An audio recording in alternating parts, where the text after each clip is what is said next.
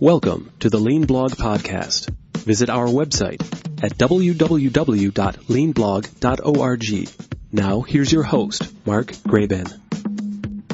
Hi, welcome to episode 364 of the Lean Blog Interviews Podcast. I'm Mark Graben, and we're joined today by a returning guest. He is Mitch Cahn, the president of a company in New Jersey called Unionwear.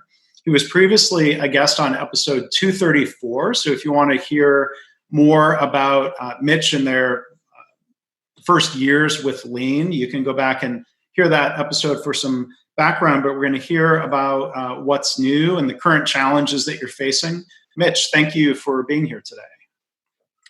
You're welcome. Good to see you again. Yeah, good to talk to you again. So, we'll be able to weave Lean into the story, and it'd be good to hear about how the company has progressed. But right now, what's the urgent situation that you and the company have been thrown into? Tell us about that. So we manufacture baseball hats and bags, like tote bags and backpacks. And up until the first week of March, we were rocking. We were manufacturing baseball caps for basically every candidate for president. I have a bunch of examples up behind me here. Yeah. We were working on all of those the first week of March. We had about 175 people. We were trying to add more people, and a few things happened the first week of March. One is that basically everyone dropped out of the race. And the second is the coronavirus. With the coronavirus, in short order, a lot of our jobs were canceled. We do a lot of event merchandise, so a lot of events were canceled. Some of our military projects were scaled back because things were defunded to make funds available for emergency relief. And we do some retail work. A lot of retail stores were closed. And we found ourselves from having a tough time keeping up with orders, working at full capacity, to not having a lot to do. We decided that we needed to come up with a new business model to carry us through this crisis. And in the past, been in business for almost 30 years. We had made a lot of textile products for the medical industry, most of them on the military side, like first aid packs. But we'd bid on a lot of projects, and I knew there were a lot of opportunities. So kind of jumped right in and said, what can we do? Called everyone that I knew who had contacts with hospitals and in the medical business, and came up with a list of products that we could possibly make for the medical industry. And so how did that work out then in terms of your sewing capabilities, your workforce, your materials? I mean, some of this, it seems like, fell really nicely into place for you to be able to do this. Yeah, it took it's really amazing to think how quickly this happened. This process started maybe a month ago. We had a bunch of ideas of things we could make. We didn't know what hospitals needed. And one stroke of luck that we had is that our union, we're a union shop. Our union is represented by the same union that represents the hospital workers in New York City. And I asked the head of the union, the international president of the union, said, look, we can help out here. We can do things for the hospitals. We have no idea what to make. At the time, about a month ago, all anyone was asking for was masks. And I took a look at the masks that they needed, and I said, does anyone realize that these are not sewn? There's no sewing that goes on in a certified mask, because the act of sewing puts a needle hole through the mask. Right. That allows germs to get in. But that's all anybody was asking us for. And we didn't have the capability to make those masks. We had the capability to do masks for consumers, but that wasn't something that we were interested in at the time. We wanted to get in and really help out the hospitals. So the union met with the Hospital Association in New York, who I guess they normally negotiate with, and they came up with a few products that could be sewn by the remaining textile manufacturers in that union. One of them was a face shield, which has a clear vinyl or plastic or PET front and a headband around it. And another is a hospital gown. And immediately jumped on board and started figuring out ways to make products that would satisfy their requirements. keeping in mind that a lot of these products required FDA approved raw materials, which were simply not available in this country at the time. So we had to jump through a lot of hoops to be able to get something that the hospitals would accept. And we did. We did it in a relatively quick period of time. I mean, we actually had one product that was accepted right away with 2 or 3 days from the time I heard the term face shield for the first time until the time that we had an approved sample was about 2 or 3 days. We were lucky in that respect because when I saw what they were looking for, which was a clear vinyl front and a headband and some foam, I said, you know what? These are all items that we already have. I mean, every baseball hat. Grab this here. Didn't think about this. And for people who are listening to the traditional audio podcast, we're actually doing this as a video. So while Mitch is reaching up and grabbing hats, if you want to watch the conversation, you can go to leanblog.org/364. But Mitch, go ahead. Yeah, so basically every baseball hat has a sweatband that goes around the inside of the hat. Mm-hmm. This is something that we make ourselves here. And face shields have a headband that go around the head. Every binder that we make portfolios and binders out of vinyl. Every binder has a clear plastic cover on it that usually stick papers in. Yeah. So we had clear plastic in all different thicknesses and sizes that we could work with. And every backpack that we make and every laptop bag we make has foam on the inside. And so we had a lot of foam. So these are 3 things, not only that we had in stock, but that we had suppliers and backup suppliers and probably 10 to 20 suppliers we'd already purchased from. Yes. So we already had suppliers for foam. We had suppliers for clear vinyl. We had suppliers for the materials that go into the headbands. We had suppliers for Velcro, elastic, anything that we could use to make these products adjustable.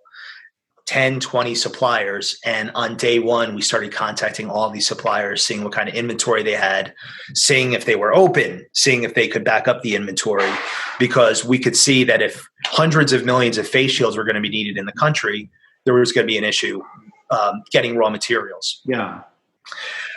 So this is the initial face shield that we manufactured, which is basically a clear plastic in the front. It's got foam. It's got elastic, which stretches around the back. And we're making these by the tens of thousands pretty much every day. We started manufacturing them in-house, but we realized that there was going to be an issue getting people to work, an issue with people who were healthy that may be quarantined because they came in contact with someone. So very quickly, we established home sewing procedures where we have a lot of employees who have machines at home. We actually designed the product to make sure that it could be done on a home sewing machine. For example, we initially had the foam being sewn to the plastic, which can be done by an industrial machine, but can't be done by a home sewing machine. So we transitioned to have that foam applied by basically a double stick tape or glue, and just had the elastic sewn to the plastic. And established all sorts of procedures like pick up and drop off, a safe space to drop the goods off so you don't have to come in contact with anybody, making sure if we were hiring people from the outside that they could be paid by PayPal or Venmo. A lot of it's been a daily process to tweak the procedures that we need to do to maintain the volume that we've been able to maintain. And we're still interested in growing this volume a lot because there's still way more demand than supply for protective equipment. Growing this volume probably means adding a lot of additional home sewers while our state, New Jersey, is still under lockdown, and it's planning to be locked down for 5 or 6 weeks now.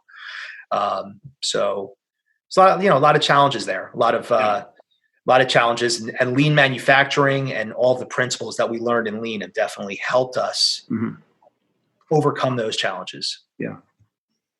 So I'd like to explore that. Couple follow-up questions. Just out of curiosity.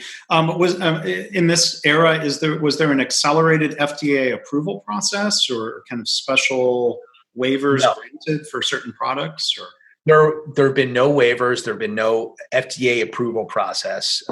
There was definitely issues with the hospitals not wanting anything that's not FDA approved and being in denial that they could get something. A lot of conversations where they were so many conversations where people were under the impression that the stuff that they ordered 3 months ago that they were promised it's going to come in another week or two was actually going to come in a week or two. And they just needed stuff to get through this week. If they have to wait for FDA approval, they might as well wait for the stuff that's coming in from China. That stuff's still not coming. Yeah. And not only that, the raw materials are in China. Because if all of the sewing is in China, why would people make the raw materials here and store them here? They're all in China too. And guess what? China's not letting go of it. And even if they wanted to let go of it, there are all sorts of logistical problems here. Right. One thing that I don't fully, I am speaking out of turn here, and I'm speaking anecdotally, but I've been informed that one of the issues is that when the coronavirus hit, most of the shipments and the ships and the containers were all headed to the United States, did not return to China. So there's a shortage of freighters over there, and there's a shortage of containers over there. Wow. That needs to be unwound before goods can even start to come over here en masse. Wow. So anyway, to answer your question, there was no approval. Okay. We had to convince the hospital buyers that what we were making would pass the FDA tests that were necessary. There are certain FDA tests that we consider necessary, certain that weren't necessary. Things like water resistance and water repellency. That's something that was necessary. Things like stain release that may not have been so necessary, especially if this is something that was going to be discarded. Yeah. Another issue we encountered, and this is with the gowns, we're manufacturing hospital and isolation gowns now too, is just the cost differential between what was coming in from China and what they were getting domestically was enormous. In China, the material's cheap, the labor's cheap, the construction was really cheap, and the garment was meant to be discarded.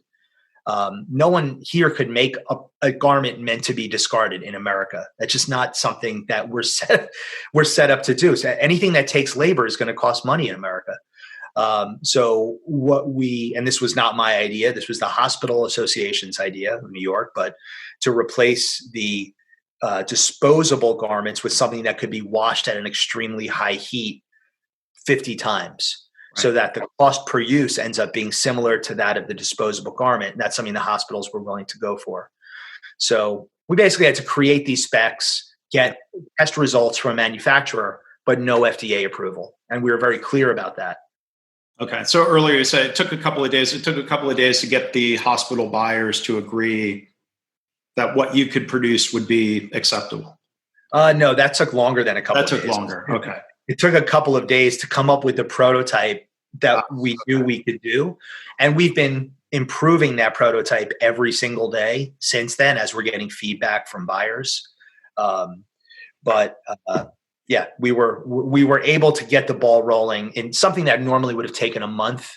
We banded together with our suppliers and our employees and got done in 2 or 3 days. Wow. I'm curious, you talk about, you got some people working from home. You still have, you said 50 or fewer people in the usual facility. They're having to be spaced out. How is that changing manufacturing right now? Yeah, so they do have to be spaced out. And as a lean manufacturer, we're used to single piece flow. Right. So we've had to change the way that we manufacture. In certain instances, we're using cells. In other instances, we're having one operator do the entire garment because it's actually more efficient than having a production line do it when they have to be spaced out. And we want them to be spaced out. And we also don't want multiple people touching the same garment or the same product. Yeah. We are supplying the workers with gowns, the hospital gowns that we make, the masks that we make, the shields that we make, sanitizer and gloves. And it's basically a challenge to get 30 to 40 people in every day out of 180. So we have people on call and we're doing the best that we can to get people in. But we don't want people in who've been exposed. Right. We don't have anybody sick yet, which is almost amazing given the number of people that we have and that we're in a hotspot. Yeah. Not only are we in a hotspot, we're in a hotspot within a hotspot. We're in a neighborhood in Newark that's considered a hotspot. Maybe early on, we were very into educating people on the hygiene, health, and making sure they had accurate information on how to stay safe. So that's possibly been very helpful. Another reason I think our employees are very cautious is that the city of Newark, New Jersey has a huge population of Ecuadorians, and Ecuador has been hit harder than almost anywhere else in the world as far as coronavirus and their inability to handle a surge. So the news that they're getting is really scaring the bejesus out of everybody. So I don't blame them for not coming in. That's why we're not forcing anybody to come in. But it has fortunately kept the people who are part of our community safe. Yeah. And saying, you talk about, some people are coming to work, you've got people working from home, and then that was not enough capacity. So you said you've had to hire new employees. Are you continuing to do that to ramp up capacity? This is very labor intensive manual work, even when it's in your facility, right? Yes. So we have spent, so an example is on the face shields that we're manufacturing. We have not hired anybody new yet, just to be clear. It's something that we're going to have to do because we don't have enough people with home sewing machines. Mm-hmm. The surge in demand for domestic sewing has cleaned out the sewing machine stocks for the country. Wow. So we can't even buy machines for our workers right now. Wow. And we can't necessarily give them machines because our machines are industrial machines that run on 220 power, which you really can't bring into a house. So at that point, we would need to hire workers. But there are things where we decided, for example, this foam, which we were planning to stitch on, we're now gluing on, and it's going to cost more money to put a double stick tape or a self-adhesive on the back of that. But that's something someone can do from home, and they can also put a stitch here and a stitch here at home. So it's going to enable us to take even the most basic sewing machines and the least skilled sewers and be able to make product that we can ship. Okay. Wow. By using new people working from home. And then you mentioned, or you maybe can elaborate on the supply chain network now of delivering raw material, picking up finished goods. Can you talk a little bit more about how that works and how you've developed and refined that? So that is that's constantly in flux, depending on. At the beginning, we had people pick up and drop off work. Then, when we had a manageable number, we had one person pick up, just do a circuit around the city, the county, picking up and dropping off work. And then as it expanded beyond that, we had a combination of the two of them. And we have a room set up at the front of our office with a buzzer where someone can come in and make an appointment to pick up and drop off work. They pick up what they've done. So they pick up the new stuff. They drop off what they've done. They get paid by Venmo or PayPal, and they move on. So it's become actually pretty easy. Mm-hmm. And the work comes back to us because we have to sanitize it before we ship it off. So okay. we're doing all the sanitizing in house. And so one of the things you're talking about here that really makes me think of core lean manufacturing principles is continuous improvement, rapid cycle, and it sounds like you're doing that from the product standpoint. It sounds like every aspect of operations right now is being tweaked and continuously refined just because you find better ways to do it or the circumstances are changing, right? Yes. The circumstances are constantly changing. There are supply issues for a lot of the raw materials, even non-FDA approved materials. There's just not a big sewing capacity in this country. We outsourced all of it. Mm-hmm. So non-FDA approved materials, even things that aren't waterproof, were all snapped up to use for any sort of gowns. Elastic is something that's in high demand because it's used in most of the masks that are being made right now. It's very difficult to get a hold of. Sewing machines, I mentioned. Sewers is something. There's just not a lot of people with sewing experience. We just spent 20 years without sewing being taught really in any schools anymore. Because it's not a career anymore, and clothes are so cheap that who needs to make their own clothes? Not Who much of a hobby. even fix their own clothes? They can go to H&M and buy a shirt for $4. So there's just not a lot of sewing out there. So we've had to kind of work around all of those. And I think the thing that I've taken from Lean the most is the continuous improvement, but also the working backwards. You start at the end of the production line, and then you work backwards, and you see how, if we need to ship 50,000 face shields in 2 weeks, what does that look like? Well, we need, starting at the ends, we're going to need to polybag them. We're going to sanitize them. We need new polybags. We need new cartons. We need a way to get them there. We need people to apply the double stick taped foam to the shields. We need someone to count them. You have to work backwards. It's a completely new product line, completely new process from scratch really quickly. And if you try to start at the beginning and project out forwards, you're always going to miss something. But when you start at the end and work backwards, you could really see where your bottlenecks are going to be. And sometimes you can spend your way out of the bottlenecks, and sometimes you can design your way out of the bottlenecks. Right. And sometimes you can't get out of the bottlenecks, and you have to figure out an entirely different product. Yeah. Well, in some organizations, people have more of a mindset of we've designed a product, we've designed a process, and then people get stubborn and they don't want to admit that they designed something that wasn't perfect.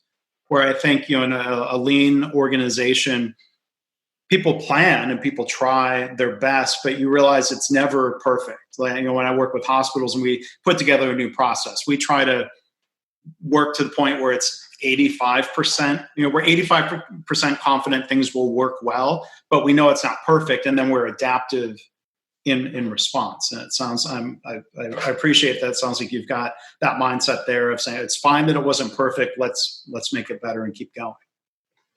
We had to be very honest with our clients. These are a lot of new clients in a lot of new industries. We had to be honest that we not only couldn't get FDA approvals, but we didn't even know how to get FDA approvals. We had to be honest that what we were making might not even work. We've never made this before, but this is what we can make, and you need something like this. We'll continue to supply it to you, and we'll continue to improve it based on the feedback that we get. Mm-hmm. That's really the best that we can do. Yeah. And the demand for these products has really been overwhelming, way more than we could possibly make, which is why we're trying to scale up so quickly. So you are getting feedback from customers about what they like, about how it fits or how it's taken on or off. So you're getting that voice of the customer and putting that back into refining the product, right? Yeah, absolutely. The first batch that we did, there was a lot of fogging on the front, which meant that there was not enough ventilation between the shield and the face. So we added another layer of foam. There were other issues with the way we put Velcro on, because a lot of workers might not have hair, the Velcro was scratching their head. So we switched to elastic. And then there were issues where we found out that the size of the shield we were doing was overkill, and we could make it a little smaller without affecting performance, but that would speed up our delivery because we can cut it a lot faster. So, a whole bunch of issues like that. Yeah. So you said up front, you weren't sure if they would work, but imagine you're getting a lot of positive feedback that these products are serving their purpose, or it's better than other alternatives, even if it's not 100%, or even though it's not FDA approved. A lot of times, the hospitals, it sounds like they're just trying to get by, right? Yeah. And we have gotten approvals. This is not really a thing, but we have gotten approvals from the Hospital Association, which is serving in lieu of the FDA approval. And we've gotten approvals from departments of health who've had to approve, for example, the face shields for use in a New York hospital. So, that's serving right now, serving our purpose right now. Yeah. Well, that's great. Can we see you've got a gown behind you? Can you talk a little bit I'm curious, the material and the process to go from what you were doing before to doing these isolation gowns? Sure.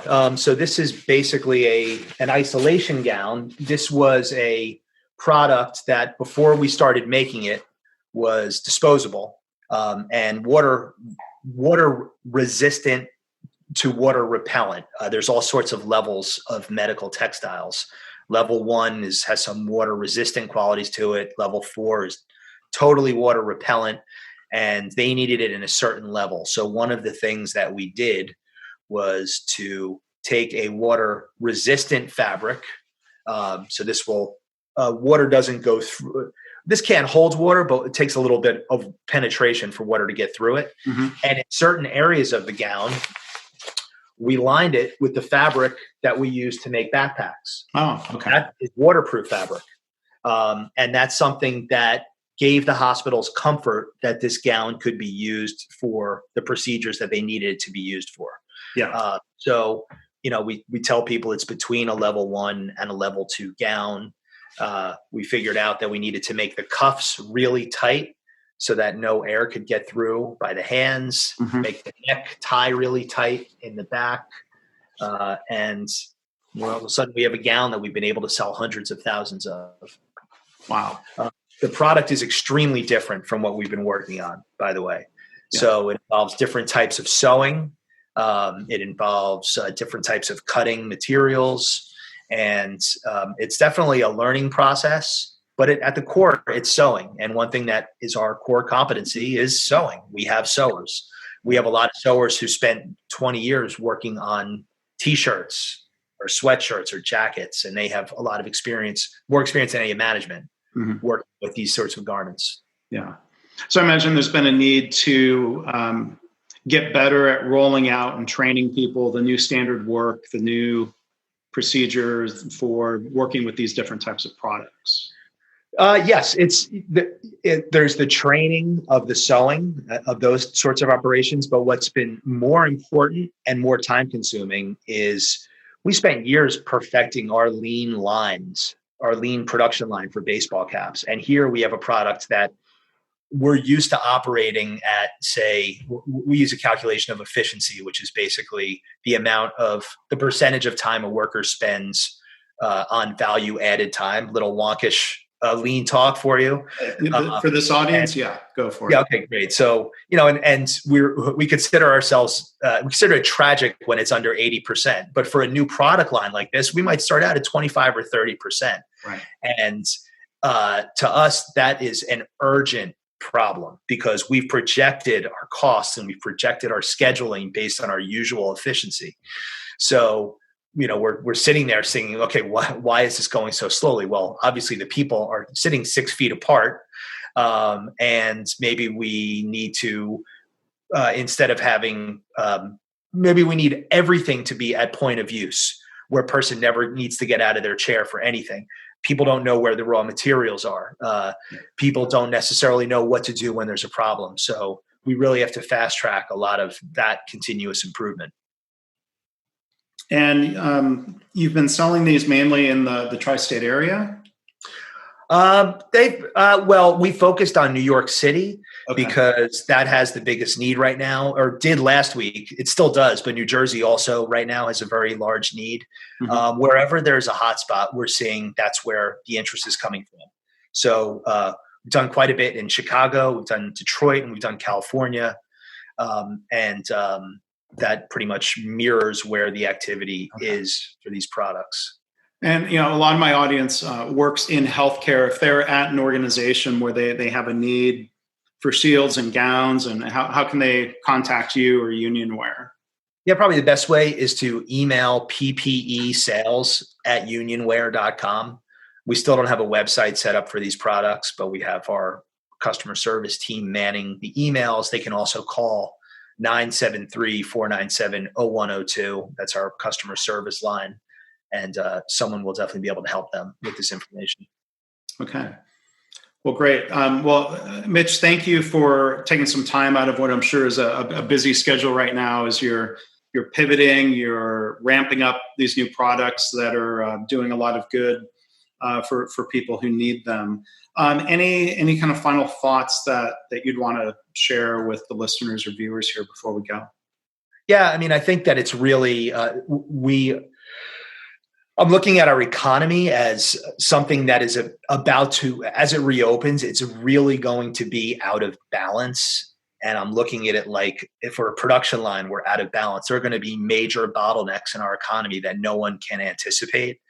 And the people who I think are the most able to deal with this are domestic manufacturers, because we have a lot of experience overcoming imbalances and bottlenecks. And a lot of people are surprised at how quickly so many manufacturers turned to PPE, but they really shouldn't be, because that's what we've had to do in order to survive. So I just want the listeners out there to kind of be in tune with what kind of imbalances and bottlenecks are going to happen in our economy and step up and try to solve them, because that's going to be a problem for the next few years. Yeah. Well, thank you for setting what seems to be such a good example, an inspiring example of problem solving and adaptability. And really, Mitch, thank you for what you're doing. And I'm glad we could talk again. Hopefully we can catch up again sometime and hear about your progress, whether that's progress in getting back to normal or progress in continuing with what you're doing. Certainly wish you the best. Thank you very much. I hope it's both. All right. Take care. You too. Thanks. Thanks for listening. This has been the Lean Blog Podcast. For lean news and commentary updated daily, visit www.leanblog.org. If you have any questions or comments about this podcast, email Mark at leanpodcast@gmail.com.